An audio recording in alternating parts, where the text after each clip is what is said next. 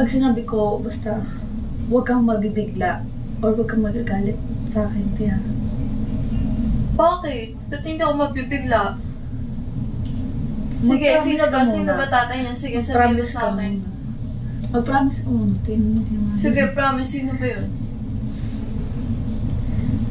Aaminin ko na po sa inyong lahat. Aamin na po ako. Kasi alam ko wala namang lihim na hindi nabubunyag. Kaya ang tatay ng dinadala ko ay si AJ. Si AJ? Si AJ? Nagulat ako sa inamin sa akin ni Dimple na si AJ pala yung tatay ng anak niya. Yung kaibigan ni Be? Yung jowa ni Be? Kaibigan niya lang yung tili niya yung jowa. Kaibigan, naglalantian sila? Hindi naman. Magkaibigan naman. Pwede ba akong naman? Okay lang. Ano sasabihin mo kay Be? Alam na ba ni Be na buntis ka? Alam niya buntis ako, pero hindi niya alam sino tatay. Nasa si AJ? Nasa ibang bansa. Oh. Nasa Macau. Umamin na ako kay Pam kasi para mawala na yung stress niya. Kasi alam ko stress na siya dahil sa hindi ko pag-amin ko sinong tatay nito.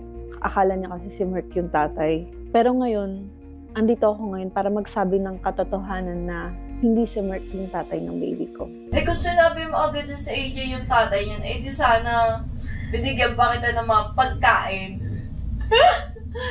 Binigyan pa kita ng mga fruits kaysa ini-stress mo ako. Pero okay lang, naiintindihan ko naman kung hindi ko ba ready sabihin. Pero syempre, kasi nangako nga ako, diba, sa hindi ko na. Kaya syempre hindi ko pa iwasan hindi mag-isip. Syempre, diba, parang ay ba sabihin? Tapos si Mark parang parang alam yung mga tanga. Basta parang alam mo yung feeling na parang may tinatago kayo, nakakainis. So, si AJ yung tatay niya, bangga! Ano po ang doon? Buti naman si AJ yung tatay ng anak mo at baka makulab ko yung anak mo. Char! Char lang. So, anong ganap nyo? Paanong setup nyo? Paano yan? Wala siya dito. Ano yung single mom ka kaagad? Di ka pa nanganganak? Oh my God.